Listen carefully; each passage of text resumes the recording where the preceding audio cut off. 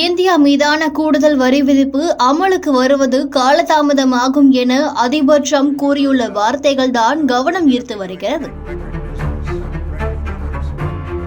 ரஷ்ய அதிபர் புதினை சந்தித்த பிறகு ட்ரம்ப் இவ்வாறு கூறியுள்ளது முக்கியத்துவம் வாய்ந்ததாக பார்க்கப்படுகிறது. கடந்த சில மாதங்களுக்கு முன் இந்தியாவிலிருந்து இறக்குமதி செய்யப்படும் பொருட்களுக்கு 25% வரியை அறிவித்து அதிர்ச்சி கொடுத்தார் அமெரிக்க அதிபர் ட்ரம்ப். அதே சமயம் ரஷ்யாவிலிருந்து கச்சா எண்ணெய் மற்றும் ஆயுதங்கள் வாங்கினால் கூடுதல் வரி விதிக்கப்படும் எனவும் எச்சரித்தார். இதனை பொருட்படுத்தாத இந்தியா ரஷ்யாவிடமிருந்து எண்ணெய் கொள்முதல் செய்து வருகிறது. இதனால் ஆத்திரமடைந்த ட்ரம்ப் மேலும் 25% கூடுதல் வரிகளை விதித்தார்.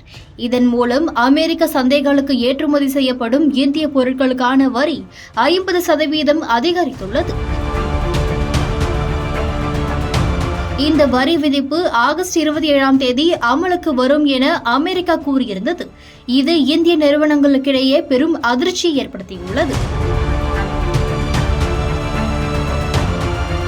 இந்த நிலையில் நேற்று முன்தினம் அமெரிக்க அதிபர் ட்ரம்பும் ரஷ்ய அதிபர் புதினும் சந்தித்து பேச்சுவார்த்தை நடத்தினர். இந்த பேச்சுவார்த்தைக்கு பிறகு இந்தியா மீதான வரி விதிப்பு அமல்படுத்தப்படுவது தாமதாக வாய்ப்புள்ளது என ட்ரம்ப் தெரிவித்துள்ளார். அது மட்டுமின்றி கூடுதல் வரி விதிப்பு பேரழிவை ஏற்படுத்தும் என்பது இந்தியாவின் கண்ணோட்டமாக உள்ளது. எனவே இப்போதைக்கு வரி விதிப்பை அமல்படுத்தப் போவதில்லை என்று கூறியுள்ளார்.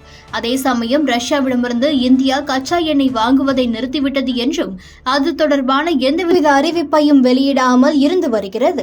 இந்தியா மீது கூடுதல் வரி விதிப்பு குறித்து இப்போது முடிவெடுக்க வேண்டிய அவசியம் இல்லை எனவும் ட்ரம்ப் கூறியுள்ளார். ரஷ்ய அதிபரை சந்தித்த பிறகு ட்ரம்ப் இவ்வாறு கூறியுள்ளது முக்கியத்துவம் வாய்ந்ததாக பார்க்கப்படுகிறது.